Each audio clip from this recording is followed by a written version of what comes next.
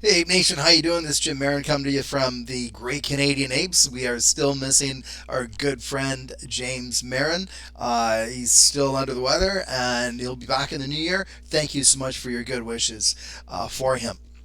And for today's price action, we're even for the day. It was a buck 99 Boxing Day specials at the and they're still on, perhaps all week. There's been a record number of shares that are being borrowed. Make sure to call your broker to make sure your shares are not being lent out for shorting without your consent. An in-depth look at why biopharmaceutical companies like Progenity need to keep their cards close to their chest. Hedgies continue to short, and some retail sell-off is likely going to occur for tax reasons for the next couple days. A look at the weekly options. We're getting killed, and target price point for the hedgies, pretty scary again. Our price target for the week, and a look at institutional ownership. Prog's looking very good long term, not financial advice. We are going to be putting in the top 10 meme stocks for 2021. And put your picks in the comment section. I'll do a quick analysis on it, and might see it in the top 10. Be awesome. On the Frankfurt market, Prague was down 5.19%. Previous close was 1.74 euros, open at 1.73, high at 1.75, low at 1.65, close at 1.65 for $1.87 US. Boxing Day specials are going worldwide. Good to see you there here in North America, in New York. Prague was even for the day.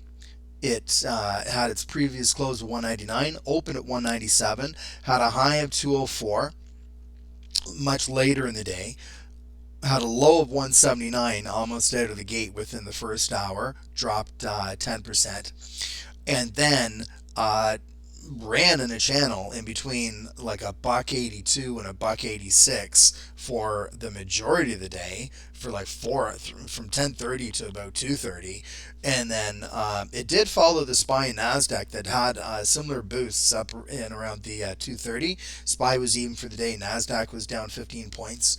And so when the SPY and Nasdaq had its increase, then Prague followed, and it went up 10% within an hour there, from 2:30 to 3:30, and broke the $2 level, but then back forth, and so at the end of the day, finished exactly where it started, but it had quite the journey in between.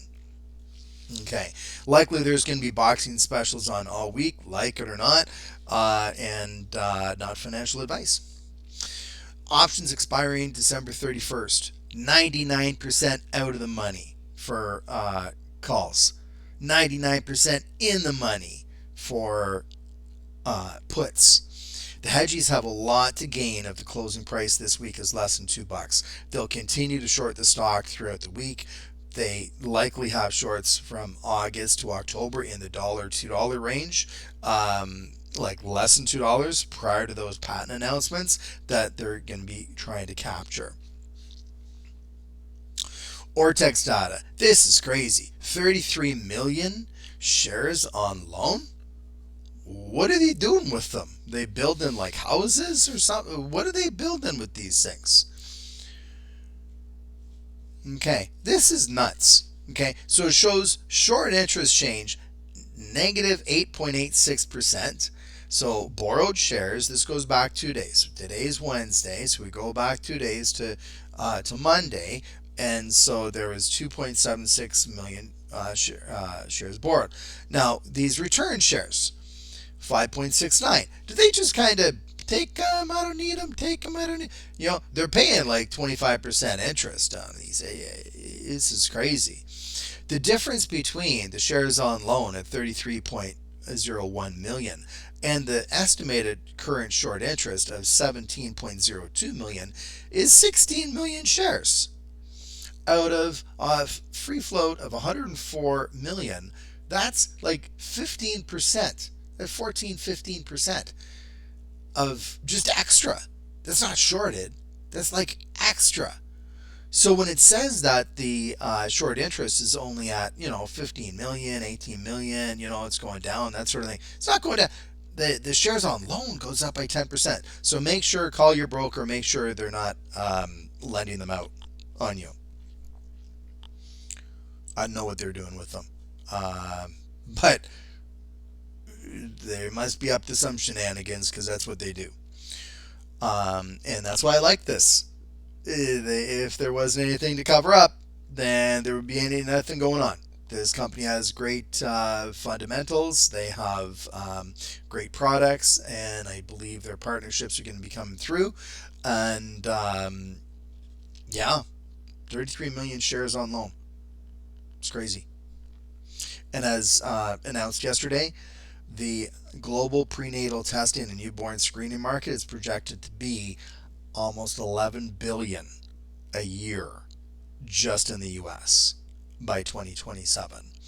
And so that's a great and growing market, and it's a needed market. And it's going to help out a lot of families. Take a look at Fintel. Short interest was 15.5 million. Short interest ratio 1.19 days to cover. Short interest percent of float 14.8%.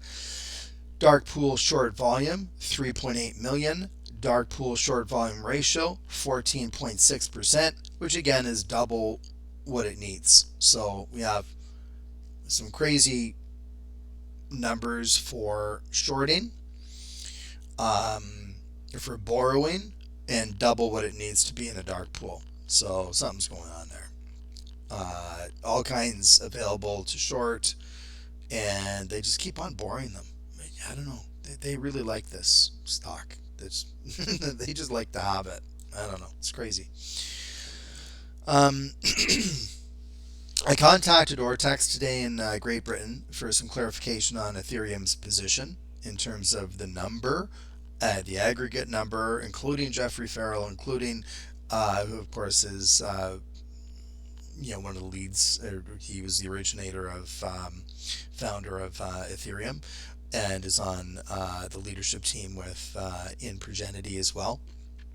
Not the realtor that we found yesterday with Oakwood Properties. It's like, oh my gosh. Anyway,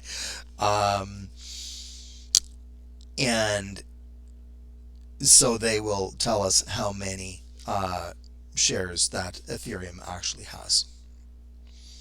To take a look at some institutional ownership, 8 million is owned by Heights Capital Management. All of these were increases over the last couple months. And so you see the greens versus the reds far, far outweigh. And so, companies such as Vanguard, BlackRock, Morgan Stanley, Wells Fargo, etc., as well as the hedgies are buying shares for the company in the company. So wanted to address this because saw it a lot on the Prog Reddit, and a couple comments in our community, and it says, why can't they just tell us what's going on, right? And like, we're investors, why do they have to hide? Well, in the biotech biopharmaceutical business, awaiting a catalyst may seem like it's taking forever. Some investors are saying, why can't they just give us a hint at how things are going, and do not think it's fair to keep everyone guessing. However, it's critical for an emerging biopharm company such as Progenity to keep very quiet about results and partnerships until they're final. If a company alludes to saying that things are progressing well, and so investors are reacting accordingly, and then all of a sudden the FDA disapproves or delays something, they don't even have to say no. But if they're saying no, not now, but give me, put another piece to your study together and you'll be okay, then even then the company could be sued in a class action lawsuit for misleading investors. It happens all the time. So they have to be very careful with this, and I believe they are, and that's one of the reasons why.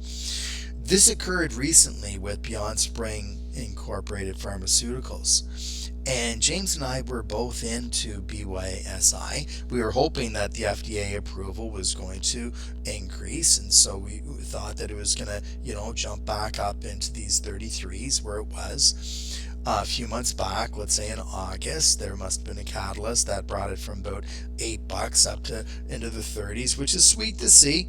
If any biofarm gets its big jump, it jumps quick. So Progenity, you never know. Not financial advice, but this is what can happen with bios.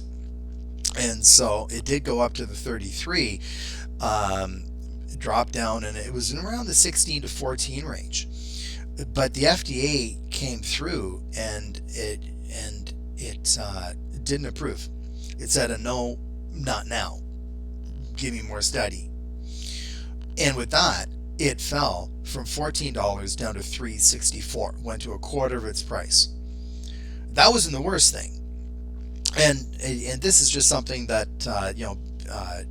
similar to what Beyond Spring might have said. Beyond Springs, this was actually after this drop. This would have been in around here, but just to give you an idea of what they do, Beyond Spring Incorporated announced new data highlighting the mechanism of action of pitilinbulin in preventing chemotherapy-induced neutropenia at the American Society for Cancer. And the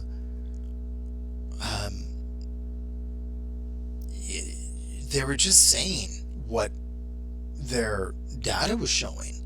And going back 2 weeks prior to that, with the FDA on December 1st, when the FDA gave their call on their phase 3 work. The FDA said that their first trial wasn't sufficient and a second trial was needed. So it wasn't a no, it was just a no, not now.